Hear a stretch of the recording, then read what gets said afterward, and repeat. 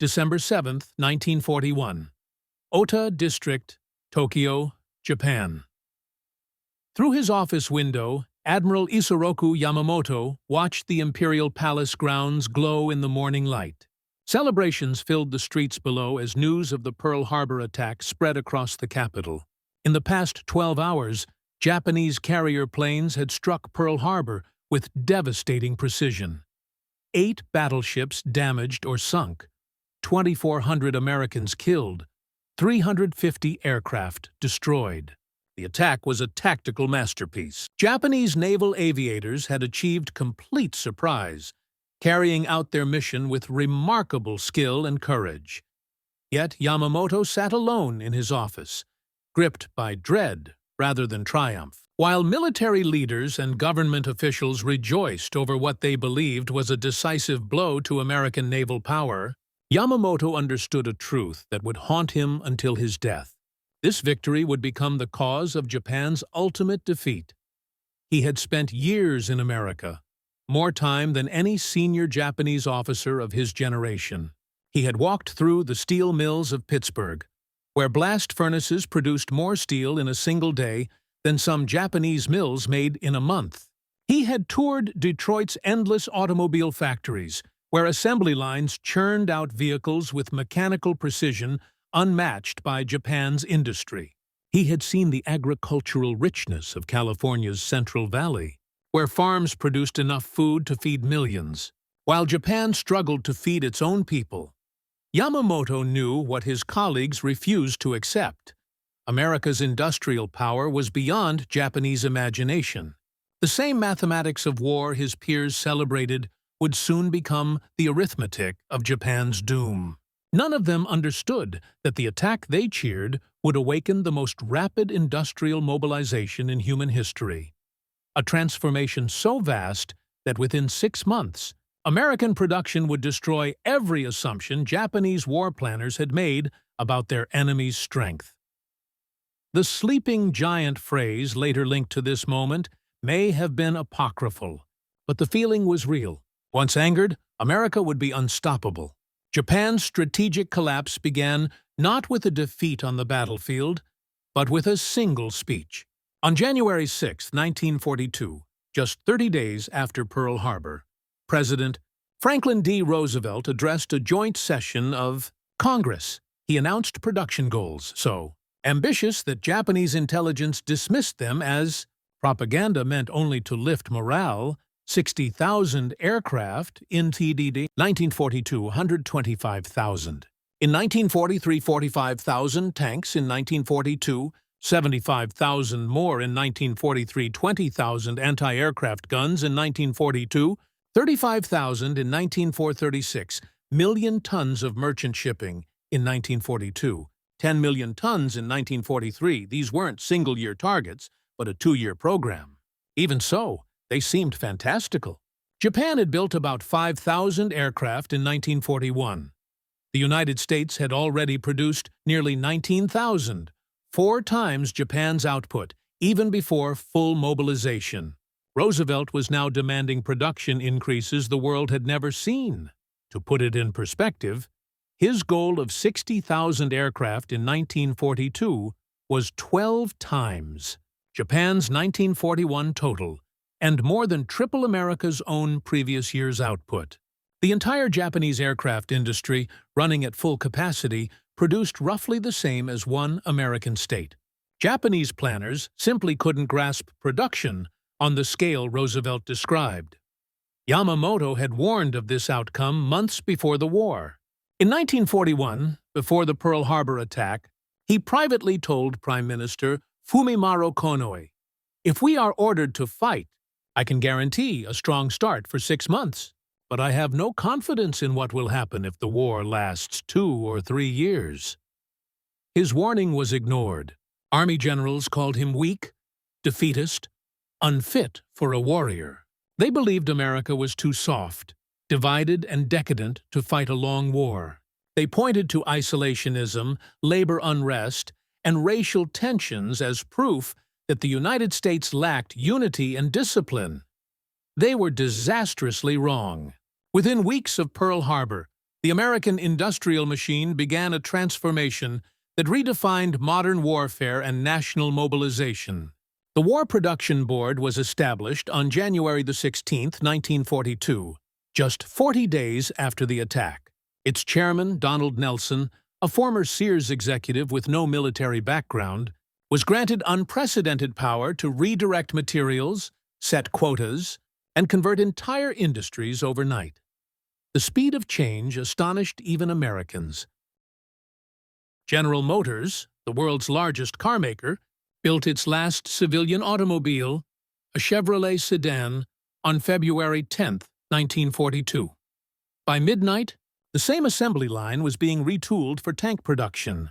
By March 1st, Ford's massive Willow Run plant outside Detroit began turning out B-24 Liberator bombers.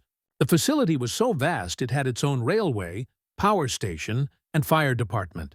At peak output, a completed bomber rolled off the line every 63 minutes. Ford, Chrysler, Studebaker, Packard, every major car company stopped civilian production entirely. In 1941, they had built 4.5 million vehicles for peacetime use. During the war, that number dropped to 0. Instead, they produced tanks, aircraft engines, artillery, and machine guns in numbers that Japanese planners had once deemed mathematically impossible. The automobile industry's conversion provides a window into American industrial flexibility.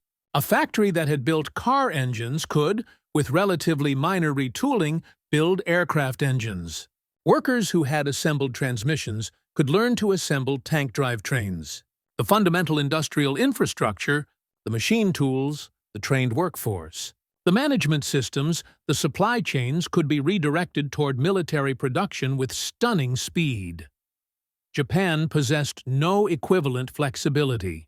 Japanese military production existed in dedicated facilities that could not easily be converted or expanded. When a Japanese aircraft factory was damaged by bombing, it could not be quickly rebuilt or replaced. When American factories were operating at capacity, new factories were built in months.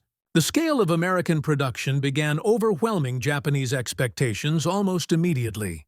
In 1942, American factories produced 47,000 military aircraft, falling short of Roosevelt's ambitious goal of 60,000, but still nearly 10 times Japan's annual output of approximately 5,000.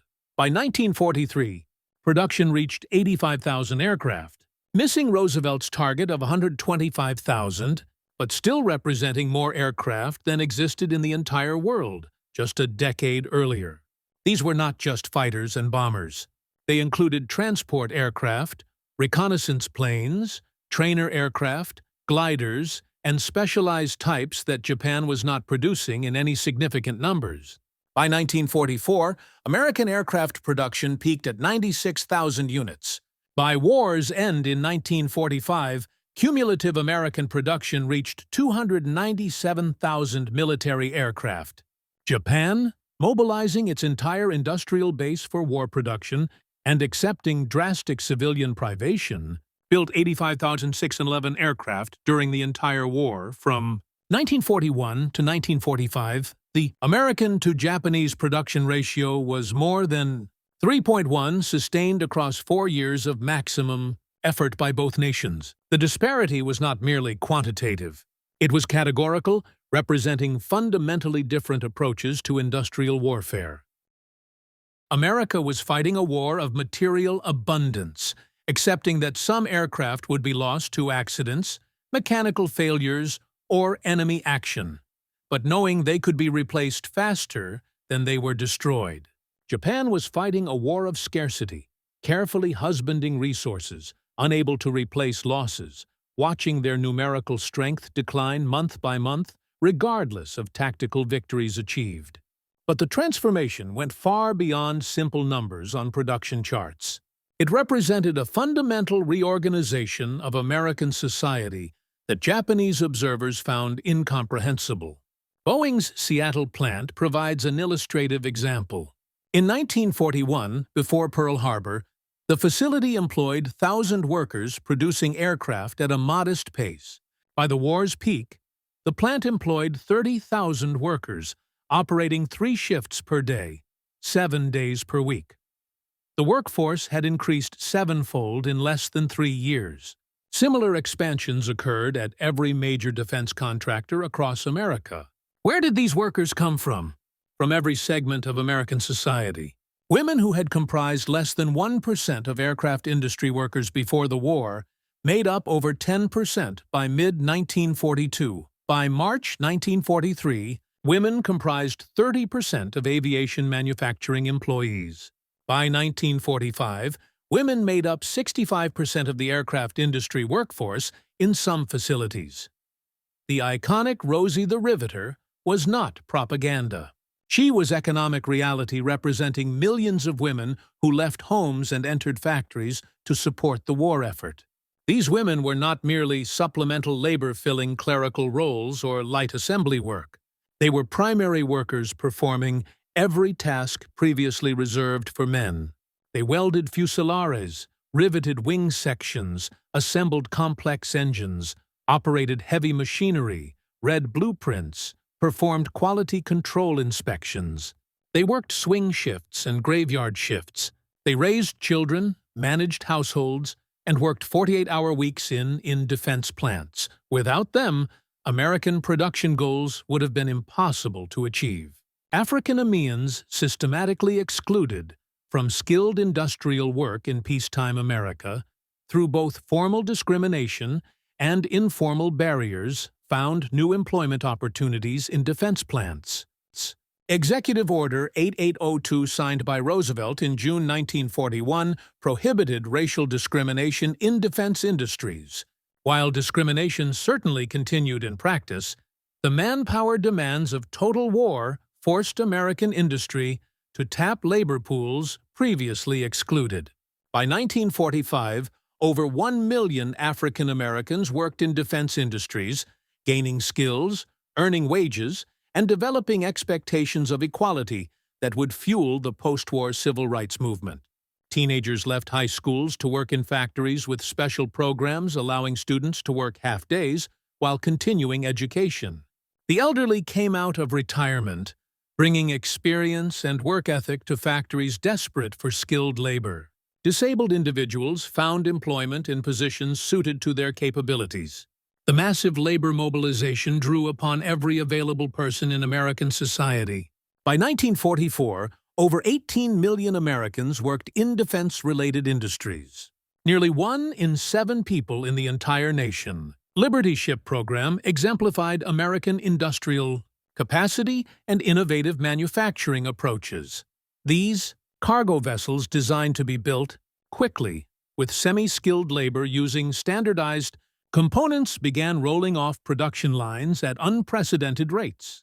The most famous example was the SS Robert E. Peary, built in 4 days, 15 hours, and 29 minutes at Kaiser Shipyards in Richmond, California. This record was deliberately set as an incentive demonstration with experienced workers, stockpiled materials, and special preparations.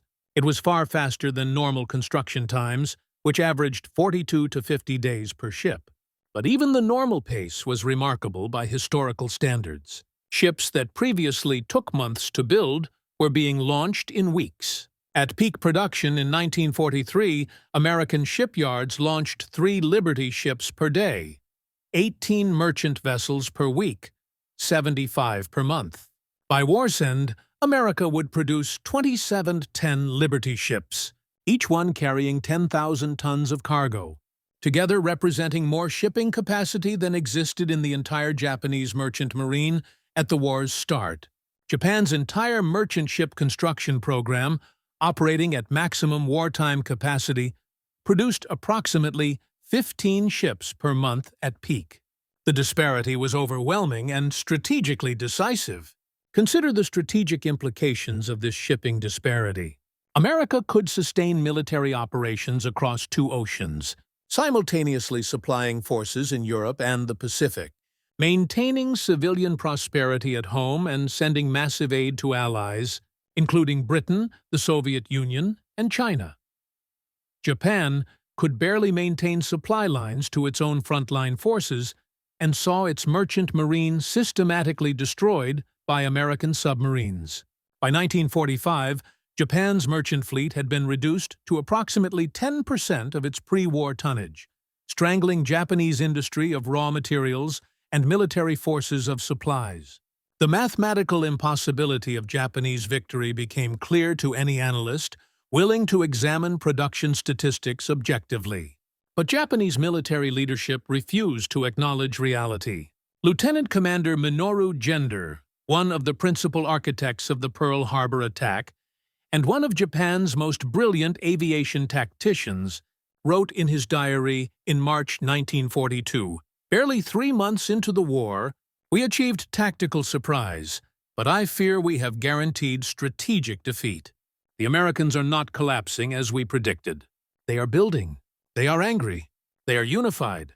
His concerns were noted by superiors, and Gender was quietly removed from strategic planning duties. The military leadership did not want officers who questioned inevitable victory.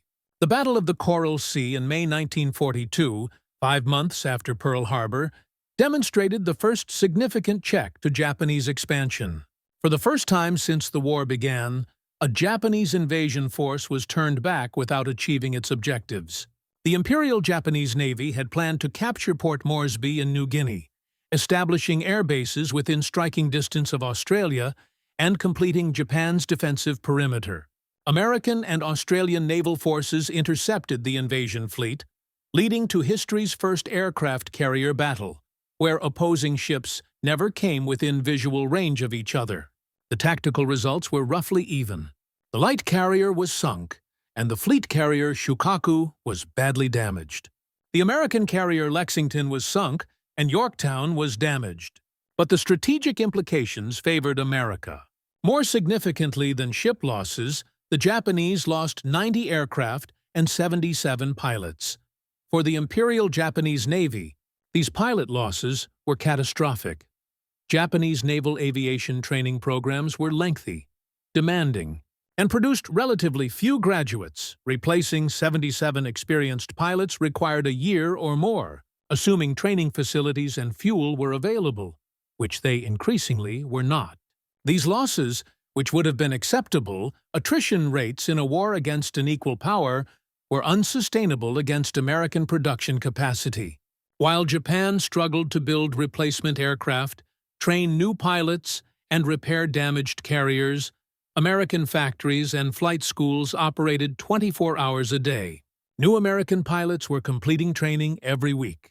New American aircraft were rolling off assembly lines every hour. The attrition equation favored America overwhelmingly. Then came Midway, June 4th through 7th, 1942, exactly 6 months after Pearl Harbor. Precisely as Admiral Yamamoto had predicted, the battle would prove the turning point of the Pacific War, not because of American tactical superiority, which was questionable, but because it revealed the strategic vulnerability that American production capacity would exploit relentlessly for the next 3 years. Admiral Yamamoto had committed 4 fleet carriers to the Midway operation: Akagi, Kaga, Soryu, and Hiyu. These vessels represented the core of Japanese naval air power, the same carrier force that had struck Pearl Harbor. Their pilots were the most experienced in the world, veterans of operations in China, Pearl Harbor, the Dutch East Indies, and the Indian Ocean. They had trained together for years, achieving levels of coordination and skill that American aviators, many with only months of training, could not match. Japanese naval aviation was plane for plane and pilot for pilot, superior to anything America could field in mid-1942. None of this mattered when American dive bombers arrived. Over the Japanese carriers at the critical moment, American code reekers operating from a basement facility at Pearl Harbor had cracked Japanese naval codes and provided Admiral Chester Nimitz with remarkably detailed information about Japanese plans. Nimitz positioned 3 carriers, Enterprise, Hornet, and the hastily repaired Yorktown in ambush positions northeast of Midway Island. The Japanese, expecting surprise, sailed into a trap. The battle itself was decided in 5 minutes on the morning of June 4th. 3. Squadrons of American dive bombers arriving over the Japanese carriers by chance rather than coordination found 3 carriers with their decks crowded, with armed and fueled aircraft being prepared for strikes. Akagi, Kaga, and Soryu were hit by multiple bombs and transformed into infernos within minutes. Fuel lines ruptured. Bomb magazines exploded. Armed aircraft on deck detonated. The carriers, which had been Japan's premier naval assets hours earlier, became flaming wrecks that had to be scuttled. Operating separately, launched a counterattack that crippled the American carrier Yorktown, but was itself discovered and destroyed later that day. In a single day of combat, Japan lost 4 irreplaceable fleet carriers and between 248 and 320 aircraft, depending on how losses are calculated. 110 pilots died, representing just under 25% of the total aircrew embarked on the 4 carriers. These pilots were irreplaceable. Their experience, their training, their institutional knowledge was lost permanently. American losses were significant. The carrier Yorktown was sunk by a Japanese submarine days after the battle. The destroyer Hammond alongside Yorktown, providing damage control assistance, was also sunk. 307 American servicemen died. But the strategic mathematics were what mattered. America lost 1 carrier, Japan lost 4. America could replace carriers faster than Japan could train pilots to fly from them. Japan could not replace either carriers or pilots, a trait necessary to sustain attrition warfare. The implications were catastrophic for Japanese strategy and became clearer with each passing month. In the 3 years following Midway from June 1942 to June 1945, Japan would complete 6 new carriers. America would complete 17 Essex-class carriers during the same period, each one larger, faster, and more capable than its Japanese counterparts. Each class carrier displaced 33,000 tons, carried 90 to 100 aircraft, and incorporated damage control features that made them extraordinarily difficult to sink. They were marvels of naval architecture and industrial production. But carrier production was only one measure of the industrial disparity that Midway had revealed. American shipyards, aircraft factories, pilot training programs, and every other element of naval aviation were scaling up exponentially, while Japanese capacity remained essentially static, or actually declined as resources became scarce and factories were damaged by bombing. The mathematical inevitability of Japanese defeat became clearer with each month's production figures. Consider the aircraft production comparison in detail. In 1941, before Pearl Harbor, Japan had produced approximately 5,000 aircraft, while America built approximately 19,000, a ratio of nearly 4:1, favoring America. In 1942, American production reached 47,000, while Japan managed approximately 20,000, widening the gap to more than 2:1. In 1943, America produced 85,000 aircraft, while Japan built approximately 28,000, a ratio of 3.1. The gap continued widening throughout the war. By war's end, America had produced 297,000 military aircraft total. Japan had built 85,611 aircraft during the entire war from 1937 through 1945, if you include pre-Pearl Harbor production. The cumulative ratio was more than 3.1, sustained across years of maximum mobilization by both nations. But simple ratios understate the disparity because American aircraft were on average larger, more complex, longer-ranged, and more heavily armed than Japanese aircraft. AB-29, Super Fortress represented far more industrial capacity than a Zero fighter, yet both count as single aircraft in production statistics. The disparity extended to every category of war production, revealing systematic American industrial dominance across all measures. Tanks provide perhaps the starkest comparison. America produced 86,000 tanks during World War II, including 33,000 Sherman medium tanks, the primary American armored vehicle in both Europe and the Pacific. Japan produced approximately 6,500 tanks over the same period, and most of these were light tanks weighing less than 20 tons, unsuitable for combat against American mediums weighing 30 tons. The Type 97 Chiha, Japan's most numerous medium tank, weighed 15 tons, carried a 57mm gun, and had armor protection of only 25mm at maximum thickness. The Sherman, in contrast, weighed 30 tons, mounted a 75mm gun, and had 50mm frontal armor. In any engagement between these vehicles, the Sherman had overwhelming advantages in firepower, protection, and mobility. But even if Japanese tanks had been technically equal, which they were not, the numerical disparity of 13-1 meant that Japanese armor was effectively irrelevant in the Pacific theater. American tanks could be deployed in overwhelming numbers, ensuring victory through sheer quantity. Even when qualitative differences favored Japan, American factories built 2 million military trucks during the war. Japan manufactured approximately 165,000 trucks. The ratio of more than 12.1 reflects, fundamentally, different approaches to military logistics. American forces were highly mobile with infantry, divisions possessing thousands of trucks for transport and supply.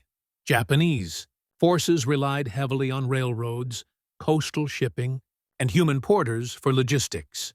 When American forces cut Japanese supply lines, Japanese troops often found themselves immobilized and starving. American forces with abundant trucks and well-organized supply chains maintained operational tempo and combat effectiveness, even in remote locations. American shipyards launched approximately 6,800 naval vessels during the war, including aircraft carriers, battleships, cruisers, destroyers, submarines, and auxiliary vessels. Japan completed fewer than 1,000 naval vessels. The disparity was overwhelming in every category. America built 24 Essex-class fleet carriers. Japan completed 6 fleet carriers after Midway. America built over 400 destroyer escorts for convoy protection. Japan built fewer than 70 escort vessels. America launched approximately 200 submarines. Japan built approximately 170, but American submarines proved far more effective in commerce raiding and ultimately destroyed Japanese merchant shipping. The submarine war in the Pacific demonstrates how industrial capacity translated directly into strategic results. American submarines operating from bases in Pearl Harbor, Australia, and later the Philippines systematically destroyed Japanese merchant shipping. By war's end, American submarines had sunk approximately 60% of all Japanese merchant vessels and 30% of the Japanese Navy. This maritime blockade starved Japanese industry of oil from the Dutch East Indies, rubber from Malaya, iron ore from the Philippines, and food from throughout the empire. Japan's war economy collapsed not from lack of will, but from lack of raw materials that could no longer be transported safely. Japan began the war with approximately 6 million tons of merchant shipping. By August 1945, less than 10% remained operational.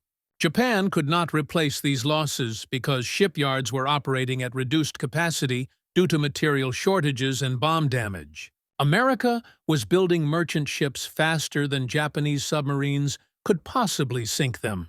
And Japanese submarines focused on warships rather than merchant vessels anyway. A strategic mistake that squandered one of Japan's few potentially effective weapons. But raw numbers only partially explained the industrial chasm that separated the combatants. American production was not merely larger in scale, it was fundamentally different in character, representing a level of industrial integration, technological sophistication, and organizational efficiency that Japan could not match with available resources and technology. The B-29 Superfortress bomber exemplifies this difference better than any other single-weapon system. The B-29 was designed specifically to strike Japan from distant bases, addressing the strategic problem of how to attack Japanese home islands when carriers could not safely operate in range and island bases were not yet available. Boeing designed the aircraft to carry heavy bomb loads across 3,000 mid-distances at altitudes above 30,000 ft, higher than most Japanese fighters could effectively operate. The resulting aircraft was the most complex bomber of World War II and possibly the most sophisticated production aircraft built by any nation during the war. Each B-29 contained 40,000 different parts, from massive engine components to tiny electrical switches. The aircraft consumed 12 tons of aluminum in its construction, along with substantial quantities of copper, steel, rubber, and exotic materials like magnesium that Japan could barely obtain. 4 Wright R-3350 engines, each producing 2,200 horsepower, powered the bomber to operating speeds of 350 miles at 30,000 ft altitude. The pressurized cabin allowed crew members to operate in normal clothing rather than bulky heated flight suits. Remote-controlled gun turrets aimed by sophisticated analog computers provided defensive armament. The B-29 carried up to 20,000 lb of bombs, equivalent to the total bomb load of 20 fighters across distances of 3,000 mi. It struck targets that had previously been safe from air attack, bringing war directly to Japanese cities and industry. America would build approximately 4,000 of these bombers between 1943 and 1945. Each one represented industrial capacity and technological sophistication that exceeded Japan's entire aircraft industry output. The fact that America could produce 4,000 B-29s while simultaneously building thousands of fighters, medium bombers, transports, and other aircraft types reveals the scale of American industrial mobilization. The strategic bombing campaign against Japan demonstrated both American production capacity and the futility of Japanese resistance once American industry reached full mobilization. The campaign began in earnest in November 1944 when B-29 bombers based in the Marana Islands began regular attacks on Japanese industrial targets. Initial raids used high-altitude precision bombing, attempting to destroy specific factories. Results were disappointing due to weather, navigation difficulties, and Japan's dispersed industrial base. In March 1945, Major General Curtis Lame changed tactics, ordering low-altitude nighttime incendiary raids against Japanese cities. The results were devastating. The firebombing of Tokyo on the night of March 9th to 10th, 1945 employed 334 B-29 bombers carrying 1,665 tons of incendiary bombs designed to start uncontrollable fires in densely packed wooden structures. The attack created a firestorm that destroyed 16 square miles of Tokyo, killing approximately 100,000 people in a single night, more casualties than would result from the atomic bombing of Hiroshima or Nagasaki. The firestorm created temperatures exceeding 1,000 degrees F, hot enough to boil water in canals and melt glass. People who sought refuge in water were boiled alive. Those who remained in buildings were incinerated. Those who fled into streets were suffocated by smoke or consumed by fire. The destruction was comprehensive and horrifying, exceeding anything that conventional bombing had previously achieved. Yet, this massive raid, which killed more people than any other single air attack in history up to that point, represented only a fraction of American bombing capability. Within weeks, similar raids struck Osaka, Kobe, Nagoya, Yokohama, and dozens of smaller cities throughout Japan. By summer 1945, Japan's major urban areas had been systematically destroyed.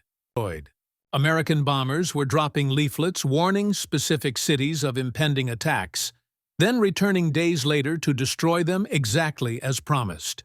This psychological warfare demonstrated that Japan had lost not only the physical capacity to defend itself, but also the ability to protect civilians from assault. Japanese fighter defenses, already depleted by years of attrition, could not prevent American bombers from operating with near impunity over Japanese territory. The Battle of the Philippine Sea in June 1944, occurring exactly 2 years after Midway, demonstrated how completely American production had overcome Japanese tactical skill. The battle occurred during the American invasion of the Mariana Islands, strategically vital because their capture would place B-29 bombers within range of Japan. The Japanese Navy launched Operation AGO, committing 9 carriers and supporting vessels in an attempt to destroy American carrier forces and prevent the Marianas' invasion. Japanese naval aviation, which had been the world's finest in 1941, had been systematically destroyed through 2 years of attrition warfare. Experienced pilots killed in earlier battles had been replaced by hastily trained recruits with minimal flight time and no combat experience. These new pilots flying against American carrier groups that had expanded exponentially since Midway were slaughtered. In what American pilots would call the Great Marianas Turkey Shoot, on June 19, 1944, Japanese carrier aircraft launched massive strikes against American carriers. American fighter defenses, guided by radar and coordinated by experienced fighter directors, intercepted Japanese formations. Their assault was catastrophic for Japan. More than 600 Japanese aircraft were destroyed in a single day, shot down by fighters or anti-aircraft fire. American losses were approximately 30 aircraft. The exchange ratio exceeded 20-1 favoring America. For Japan, the loss of 600 aircraft in one day was catastrophic beyond imagination. American aircraft industry could replace 600 planes in less than a week of peak production. Japan required months to build that many aircraft, assuming materials and labor were available, which increasingly they were not. More critically, the pilots flying those aircraft were irreplaceable. Japan had no way to train hundreds of carrier pilots quickly. The few training facilities still operating lacked fuel, experienced instructors, and operational aircraft for student training. The Battle of the Philippine Sea effectively ended Japanese carrier aviation as a significant force. From that point forward, Japanese carriers operated without adequate aircraft or pilots. At the Battle of Lee Gulf in October 1944, Japanese carriers served primarily as decoys, carrying few aircraft, and intended only to draw American carriers away from the invasion beaches. The strategy failed, and Japanese naval power was effectively destroyed. By war's end, the Imperial Japanese Navy existed largely on paper, with surviving ships immobilized in harbors for lack of fuel. Women's role in American production deserves particular emphasis because it represented social mobilization that Japanese planners had not anticipated and could not replicate. In pre-war America, social conventions restricted women primarily to domestic roles or limited employment opportunities in teaching, nursing, secretarial work, and light manufacturing. Heavy industrial work was exclusively male domain. Defense industries employed virtually no women before 1941. Pearl Harbor changed everything. As millions of American men entered military service, defense industries faced critical labor shortages. The War Manpower Commission, established in April 1942, coordinated efforts to recruit women into defense work. The famous Rosie the Riveter recruitment campaign, featuring a determined woman with rolled-up sleeves declaring "We can do it," symbolized the national effort to recruit women into factories. The response was overwhelming. By 1943, over 6 million women worked in defense industries, comprising approximately 35% of the total defense workforce. In aircraft manufacturing, women made up 65% of workers in some facilities. These women performed every job previously reserved for men. They welded fuselages with acetylene torches. They operated massive hydraulic presses forming aluminum sheets. They assembled complex engines with thousands of precisely fitted parts. They read technical blueprints. They performed quality control inspections. They drove forklifts, operated cranes, worked on assembly lines, producing everything from bullets to battleships. The social implications were profound and lasting. Women who had never worked outside their homes discovered capabilities they had not known they possessed. They earned wages, gained economic independence, developed skills and confidence. After the war, many returned to domestic roles, but the experience fundamentally changed American society. The women who built B-29s and Liberty ships would raise daughters who demanded equality. The industrial mobilization of World War II planted the seeds for the feminist movements of the 1960s and 1970s. Japan, however, had no comparable mobilization of female labor. Japanese women contributed to the war effort through agricultural work, light manufacturing, and civil defense.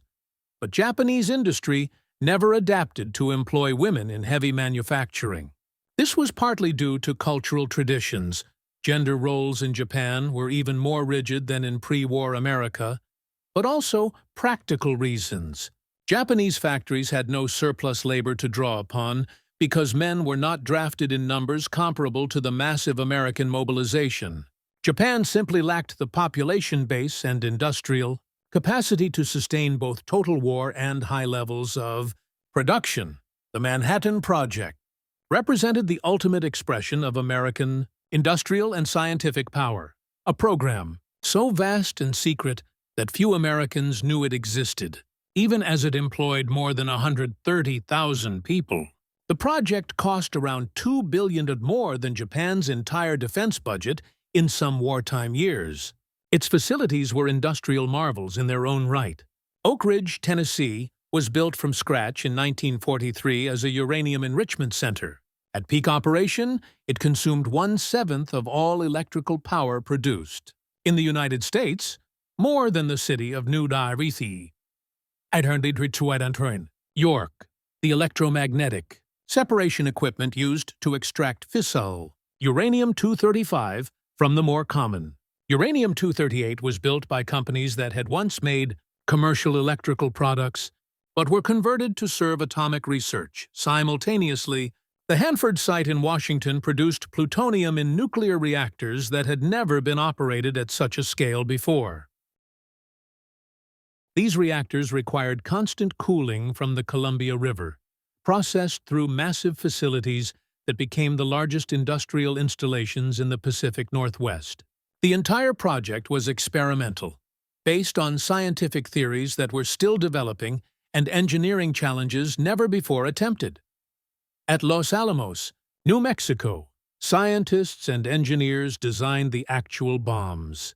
Under J. Robert Oppenheimer's direction, a team of brilliant scientists, many of them refugees from Nazi-occupied Europe, worked urgently to complete their weapons before Germany could.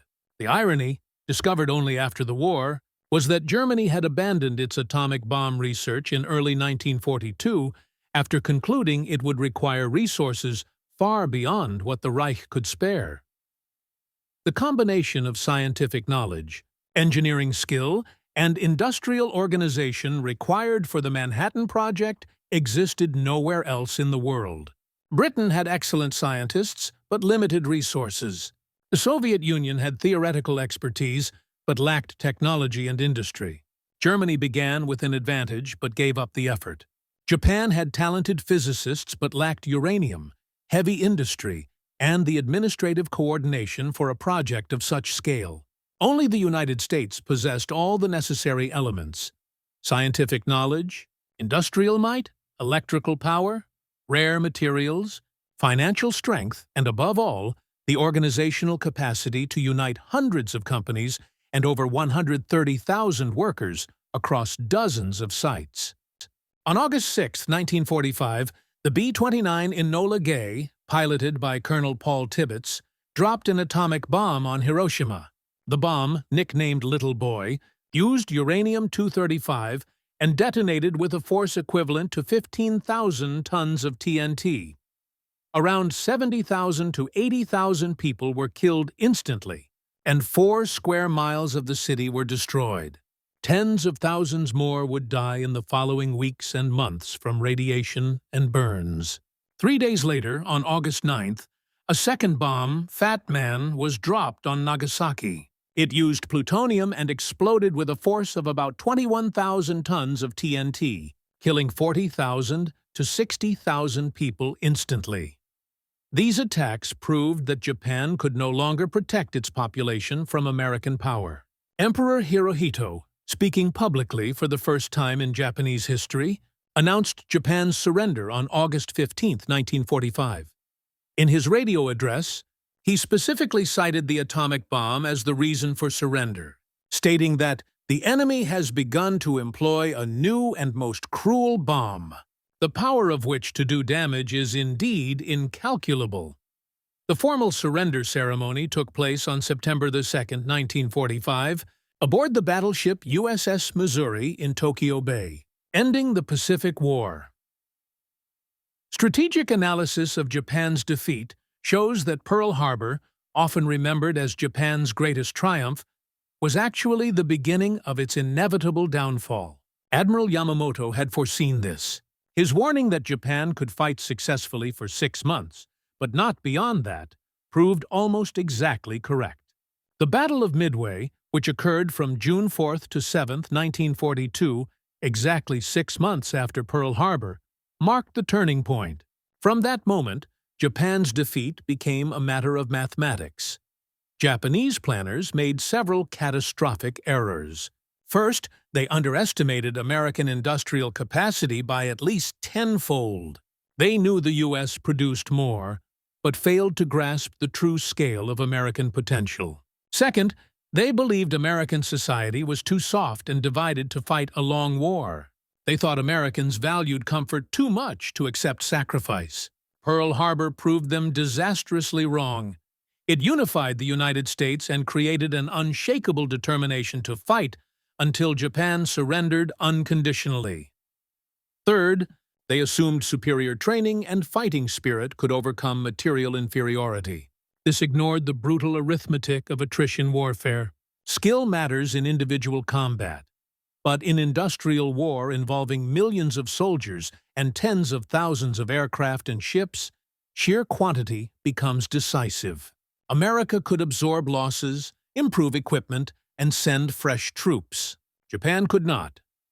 Fourth, Japan believed early victories would force the U.S. to negotiate peace. They expected the shock of Pearl Harbor and initial gains in the Philippines and elsewhere to pressure Washington into a settlement that left Japan in control of its conquests. This was a fatal misreading of American culture and politics. The attack on Pearl Harbor did not weaken American resolve. It solidified it.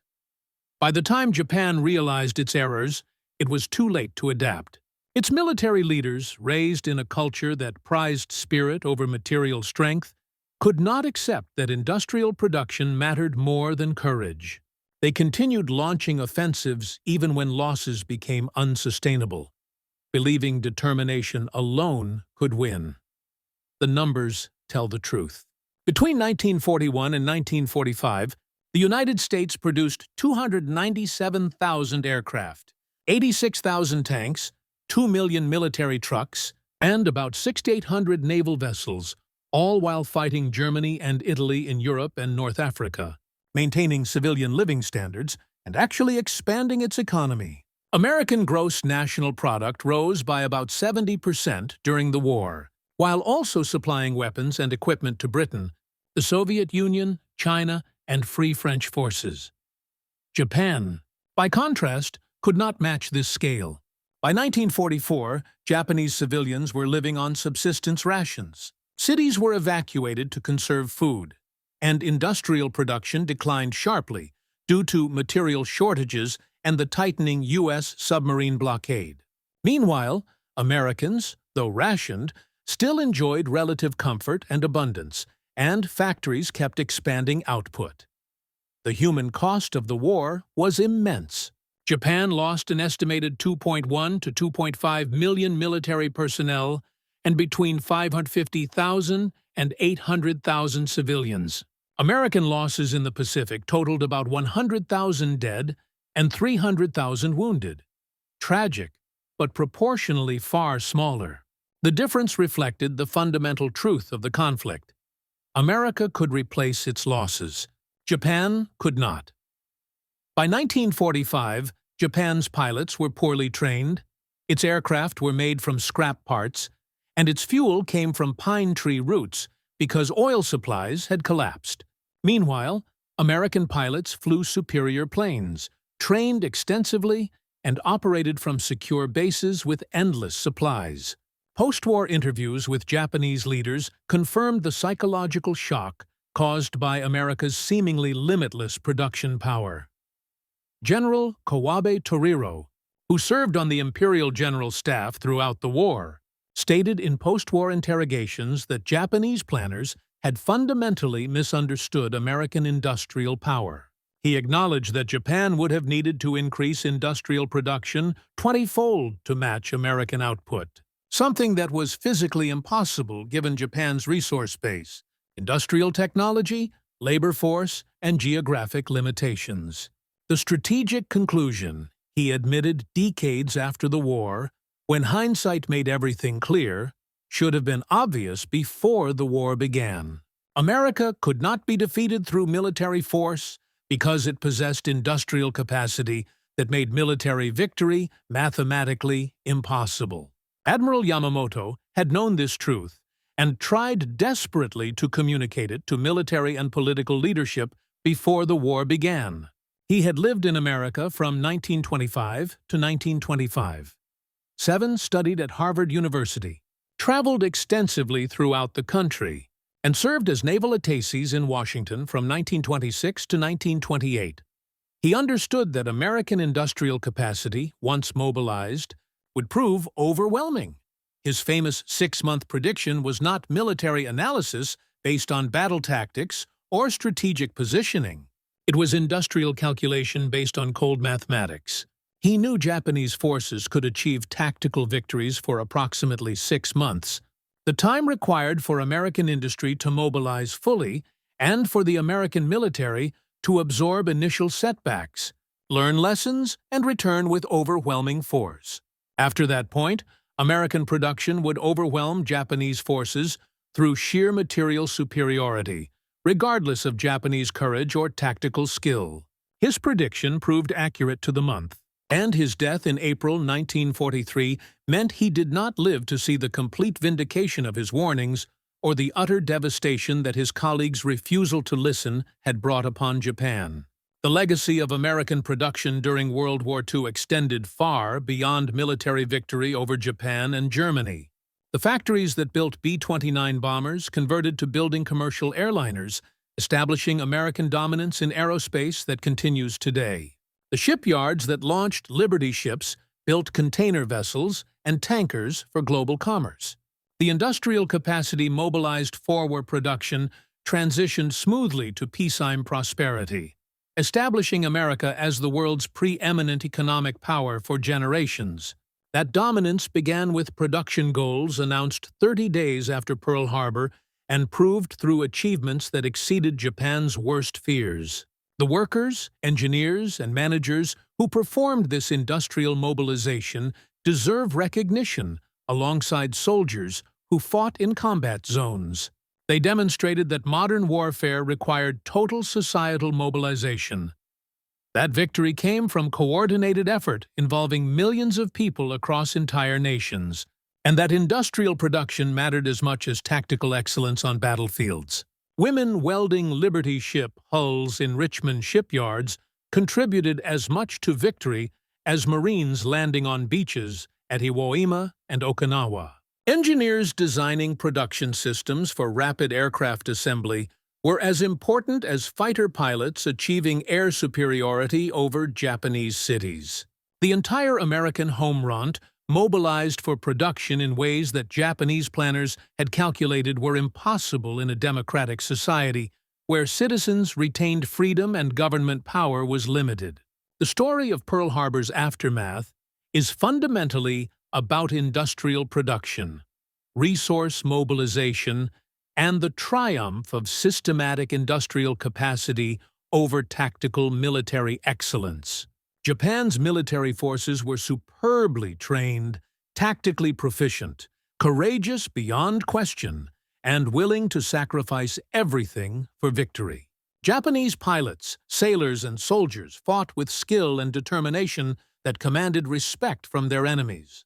These qualities, as impressive as they were, proved insufficient against an opponent who produced weapons faster than they could be destroyed, ships faster than they could be sunk, and aircraft faster than they could be shot down. Modern warfare, as American production demonstrated conclusively, was decided in factories as much as on battlefields. The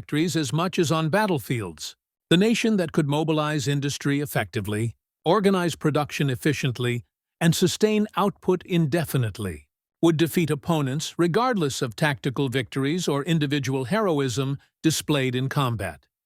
This lesson, learned definitively in the Pacific War, would shape military thinking for generations and drive Cold War competition between America and the Soviet Union in following decades. Today, historians assess Pearl Harbor as one of history's greatest strategic miscalculations, a decision that doomed the nation that made it. Japan attacked an opponent with more than 10 times their industrial capacity, believing that military excellence, fighting spirit, and tactical surprise could overcome material inferiority. They gambled that America would negotiate peace after early defeats rather than mobilize fully and fight unconditional surrender. They assumed American society was too divided, too soft, too focused on individual comfort to accept sacrifices necessary for total war. They were wrong on every calculation, and the cost of those miscalculations was complete defeat, occupation, atomic bombing, loss of empire, and fundamental transformation of Japanese society and government. The 6 months from Pearl Harbor to Midway demonstrated the speed and completeness of American mobilization. The remaining 3 and 1 to 2 years of war demonstrated the inevitability of American victory once that mobilization achieved full strength and American production reached levels that Japan could neither match nor effectively resist. Roosevelt's production goals announced 30 days after Pearl Harbor. In his State of the Union address, and initially dismissed by Japanese intelligence as propaganda designed for American morale, were largely achieved or exceeded when considered across the 2-year time frame Roosevelt had specified. 60,000 aircraft in 1942 became 47,000, falling short, but still nearly 10 times Japanese annual output. 25,000 aircraft in 1943 became 85,000, missing the target, but still dwarfing enemy production and representing more aircraft than existed in the entire world a decade earlier. The tank goals were met or exceeded across the 2-year period. 45,000 tanks in 1942, plus 75,000 in 1943, totaling 120,000 was approximately achieved, with American factories ultimately producing 86,000 tanks during the entire war. These shipping goals were exceeded dramatically, with American shipyards launching far more tonnage than Roosevelt had requested. The anti-aircraft gun production met or exceeded targets. The story of Japanese expectations versus American industrial reality stands as enduring testament to the danger of misunderstanding your opponent's capabilities, of making strategic decisions based on assumptions rather than facts, and of believing what you wish were true rather than accepting reality. Japan's military planners made calculations based on incomplete information, cultural assumptions that proved false systematic underestimation of American resolve, and strategic wishful thinking that ignored contrary evidence. They believed what they wanted to believe, what fits their preconceptions about American weakness and Japanese superiority. Rather than conducting cold mathematical analysis of relative industrial capacity and strategic resources, Admiral Yamamoto, who had lived in America and understood American industrial capacity firsthand, tried desperately to warn them. His warnings were ignored, dismissed as defeatism, treated as lack of fighting spirit. The result was catastrophic defeat, occupation by foreign forces for the first time in Japanese history, atomic bombing, loss of empire, and complete transformation of Japanese government and society. The magnitude of American achievement becomes overwhelmingly clear when examining complete production statistics across all categories. America built 297,000 aircraft while fighting on multiple continents and oceans. Japan built 85,611 aircraft while focusing primarily on one theater. America produced 86,000 tanks. Japan built approximately 6,500. America launched approximately 6,800 naval vessels. Japan completed fewer than $1,000 in every single category of military production, in every measure of industrial output, in every comparison of war-making capacity. The disparity was overwhelming, sustained across 4 years, and ultimately decisive in determining war outcomes. The final verdict on Pearl Harbor's strategic value comes from Japanese sources themselves, from the officers and leaders who planned and executed the attack and lived to see its consequences. Admiral Yamamoto, before his death on April 18, 1943, when his aircraft was shot down by P-38 Lightning fighters flying from Henderson Field on Guadalcanal in an ambush enabled by code-reading, had written privately that the attack had been a tactical success, but a strategic catastrophe of the first magnitude. It destroyed battleships, impressive targets that made good propaganda, but were increasingly obsolete in carrier warfare. While missing the carriers that would prove decisive, it unified American public opinion, which had been divided between interventionists and isolationists, creating national consensus for total war that might have been impossible to achieve through normal political processes. It guaranteed American entry into war with fury and determination, rather than reluctant participation that Japan might have managed through diplomatic means. Most fatally, it awakened American industrial capacity, mobilized American society completely, and triggered the transformation that made Japanese defeat inevitable. The attack that was supposed to American naval power and enable Japanese victory instead guaranteed Japanese defeat by mobilizing an opponent whose industrial capacity, once aroused, proved unstoppable. By striking Pearl Harbor in a surprise attack that Americans perceived as treacherous and dishonorable, Japan triggered the most rapid and complete industrial mobilization in human history. The transformation occurred because American industrial capacity, which Japanese planners had fundamentally misunderstood and systematically underestimated, mobilized with unprecedented speed, achieved unprecedented scale, and operated with unprecedented efficiency. The workers in American factories won the Pacific War as certainly as soldiers in combat zones. The women welding bomber fuselages, the men casting tank armor, the engineers optimizing production lines, the managers coordinating supply chains. Every person who contributed to American industrial output from December 1941 through August 1945 helped defeat Japan. The industrial might that shocked Japanese observers and convinced them of inevitable defeat was not propaganda, not exaggeration, not temporary achievement. It was mathematics, cold calculation, systematic mobilization of resources and capabilities that Japan could never match. And it rewrote the strategic balance of the Pacific War in 6 transformative months, from December 7, 1941 to June 7, 1942, demonstrating conclusively that modern warfare would be won by industrial capacity as much as military skill, that production mattered as much as tactics, and that nations attacking opponents with vastly superior industrial resources did so at risk of complete destruction.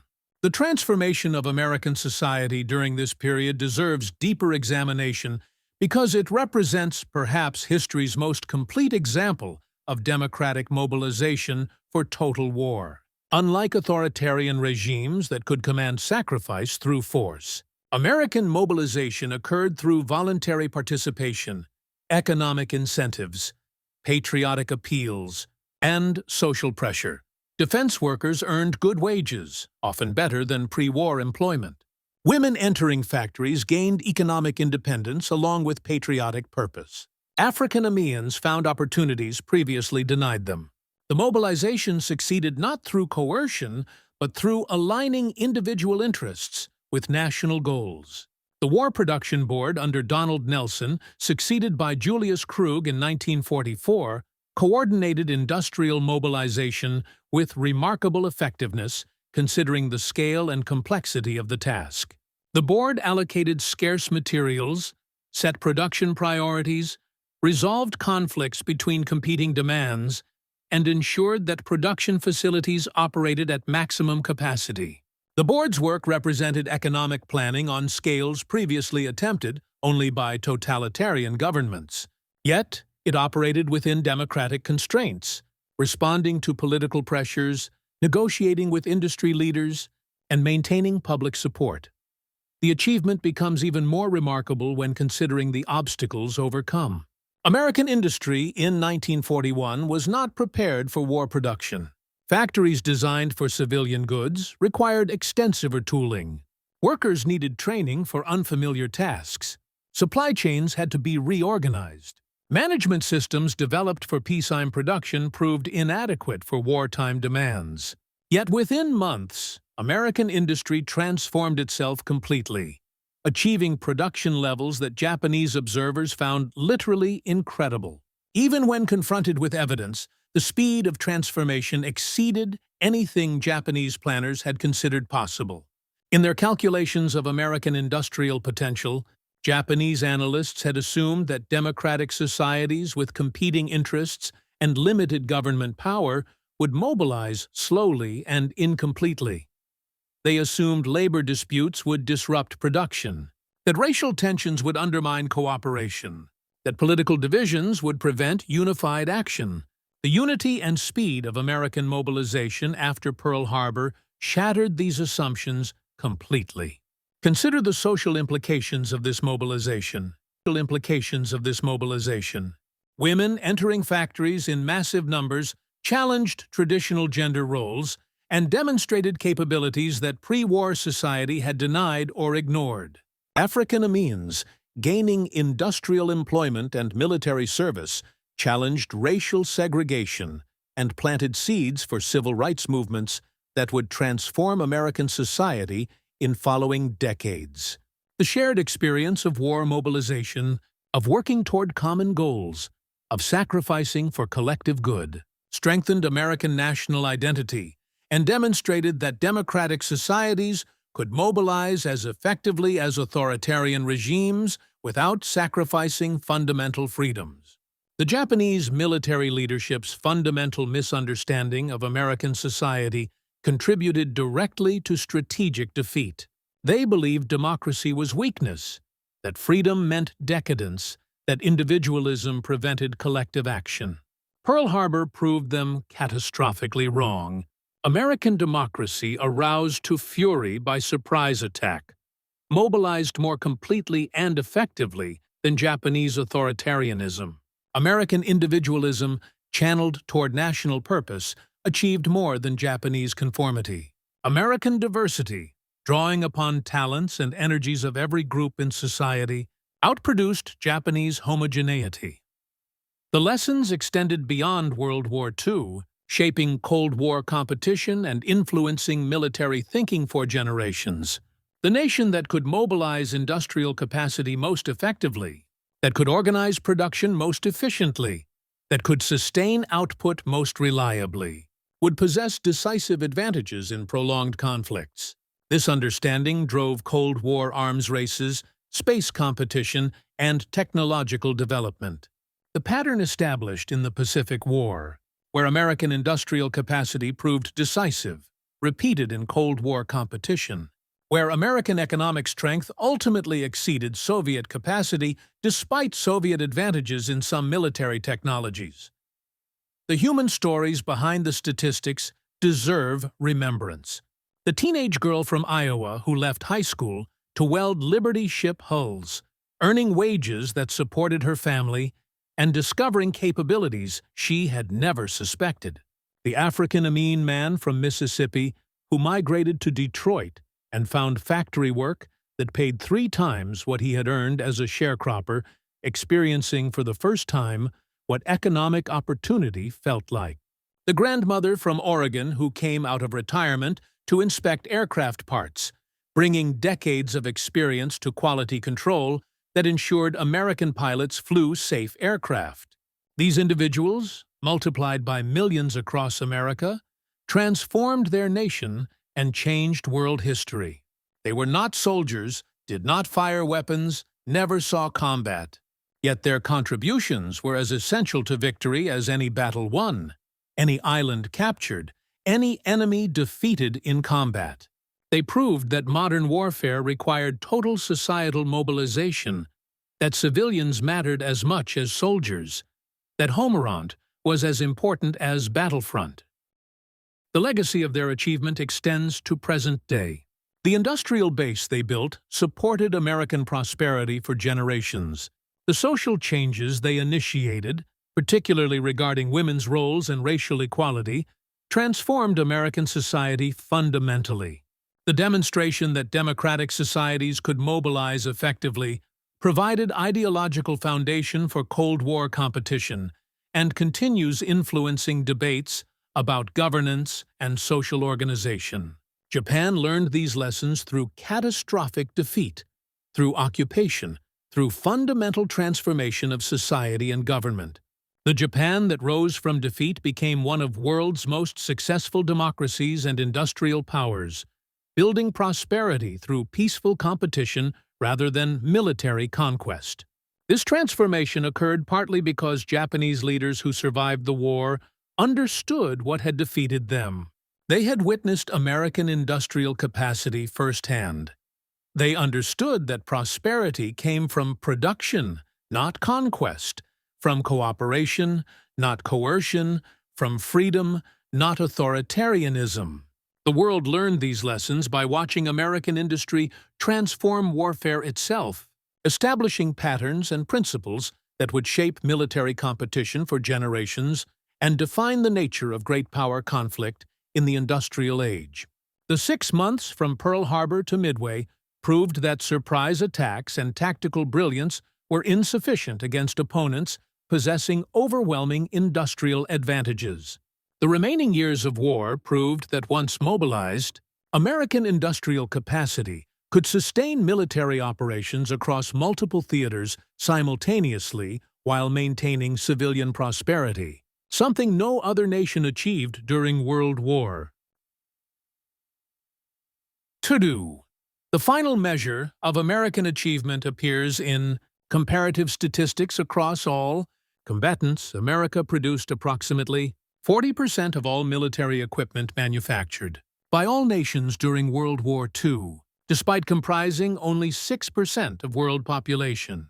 This ratio of production to population sustained across 4 years of maximum effort exceeded anything achieved in human history and demonstrated conclusively that democratic capitalism could mobilize resources as effectively as any authoritarian system while maintaining political freedom and improving civilian standards of living. The industrial mobilization that defeated Japan continues teaching lessons about national power, societal resilience, and the sources of strength in modern competition between nations.